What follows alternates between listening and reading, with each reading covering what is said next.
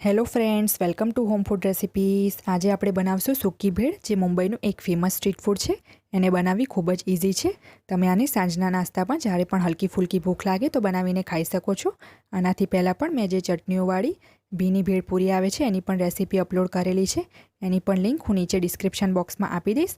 તો ચલો આને બનાવવાની સામગ્રી જોઈ લઈએ. સૂકી ભેળ બનાવવા માટે આપણે સૌથી પહેલાં સૂકી ચટણી બનાવશું. તો એ માટે બે મોટી ચમચી જેટલા લીલા ધાણાને ઝીણા સમારી લીધા છે. ધાણાને મેં સારી રીતે ધોઈને સૂકવીને ઝીણા સમારી લીધા છે. એક મોટી ચમચી જેટલા ફુદીનાને મેં ઝીણો સમારી લીધો છે. એને પણ મેં ધોઈને સૂકવીને ઝીણો સમારી લીધો છે. આદું લીધું છે મેં 1/4 ઇંચથી પણ નાનો ટુકડો. 3 નંગ લસણની કળીને મેં ઝીણી સમારી લીધી છે. 2 નંગ તીખા લાલ મરચાંને મેં ઝીણા સમારી લીધા છે. 5 થી 6 મીઠા લીમડાના પાન લીધા છે. દાળિયા લીધા છે મેં 3 મોટી ચમચી જેટલા. અને દાળિયા તમે સ્કીપ નહીં કરી શકો, કારણ કે આપણને ચટણીને પીસવામાં હેલ્પ કરશે. કારણ કે ચટણી આપણે વગર પાણીએ જ પીસવાની છે, તો દાળિયાના લીધે ઇઝીલી પીસાઈ જશે. મીઠું લીધું છે મેં 1/4 ટીસ્પૂન જેટલું. અડધા નંગ લીંબુનો રસ લીધો છે. મેં એક નાનો મિક્સરનો જગ લઈ લીધો છે. એમાં આપણે સૌથી પહેલાં લીલા ધાણા નાખી દઈશું. આપણે આ ચટણીને વગર પાણીએ જ પીસવાની છે, એટલે બધું જ આપણે ઝીણું સમારીને જ લેવાનું છે, નહીં તો સારી રીતના પીસાશે નહીં. ઝીણા સમારેલો ફુદીનો નાખી દઈશું. ઝીણું સમારેલું આદું નાખશું. ઝીણા સમારેલા લીલા મરચાં નાખશું.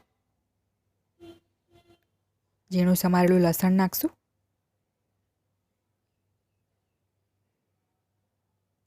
મીઠા લીમડાના પાન નાખશું. દાળિયા નાખશું. મીઠું નાખશું.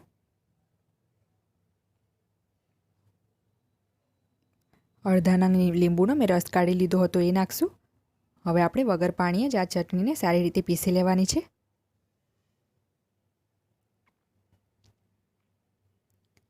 મેં આ ચટણીને વગર પાણીએ સરસ પીસી લીધી છે, અને આપણે લીંબુનો રસ જ યુઝ કરવાનો છે, કે જેથી આપણને એને પીસવામાં ઇઝી રહે. તમે આમચૂર પાવડરનો આમાં યુઝ નથી કરી શકતા. તો હવે આ ચટણીને આપણે એક બાઉલમાં કાઢી લઈશું.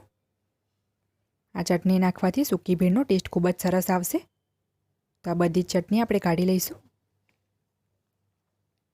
હવે આપણે ભેળ બનાવવાની સામગ્રી જોઈ લઈએ. તો એ માટે મેં અહીંયા 3 કપ જેટલા મમરા લીધા છે, અને જે મેઝરિંગ કપ આવે છે એનાથી જ મેં 3 કપ માપીને લીધા છે. મેં આને મીઠું, હળદર અને થોડુંક તેલ નાખીને શેકી લીધા છે. એક નાની સાઇઝના કાંદાને મેં ઝીણો સમારી લીધો છે. એક નાની સાઇઝના ટામેટાને મેં ઝીણું સમારી લીધું છે. ઝીણી સમારેલી કાકડી લીધી છે 2 મોટી ચમચી જેટલી. દાડમના દાણા લીધા છે 2 મોટી ચમચી જેટલા. મસાલાવાળી ચણાની દાળ 2 મોટી ચમચી. મસાલા સિંગ લીધી છે 1 મોટી ચમચી. આ હોમમેડ છે, અને આની લિંક હું નીચે ડિસ્ક્રિપ્શનમાં આપી દઈશ.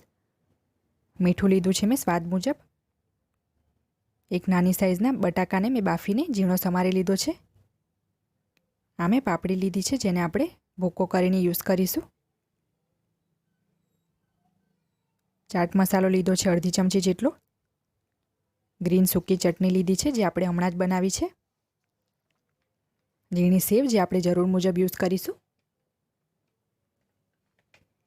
તો સૌથી પહેલાં મેં એક બાઉલ લઈ લીધો છે, જેમાં આપણે મમરા નાખી દઈશું. ઝીણા સમારેલા કાંદા નાખશું.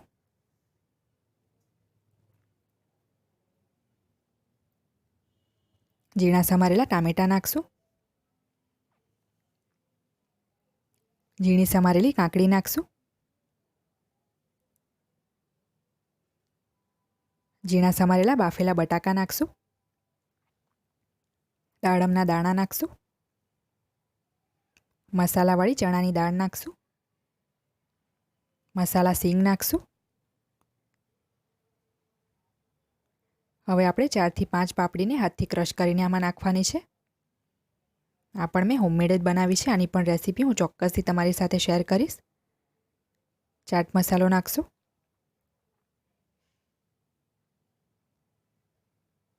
મીઠું નાખશું.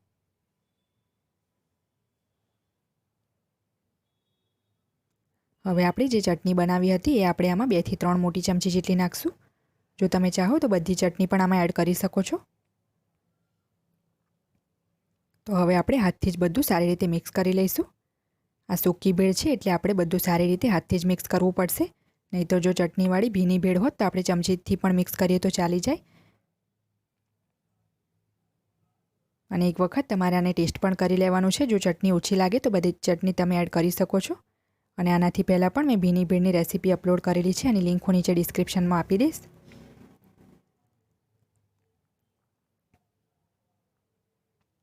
તો હવે આપણે આમાં ઝીણી સેવ નાખી દઈશું. આ સેવ જરૂર મુજબ તમને જેટલી ગમતી હોય એટલી તમે નાખી શકો છો. અને ફરીથી સારી રીતે મિક્સ કરી લઈશું. તો હવે આ સૂકી ભેળને આપણે સર્વ કરી લઈશું.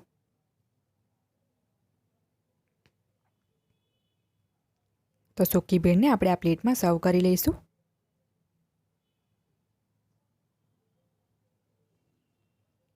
આ ભેળ ખૂબ જ ક્વિક બની જાય છે. તો તમે આને સાંજના નાસ્તામાં બાળકોને આપી શકો છો. એ ખૂબ જ ટેસ્ટી લાગશે. સૂકી ભેળને મેં પ્લેટમાં કાઢી લીધી છે. તો હવે આપણે આને થોડીક ઝીણી સેવથી ગાર્નિશ કરી લઈશું.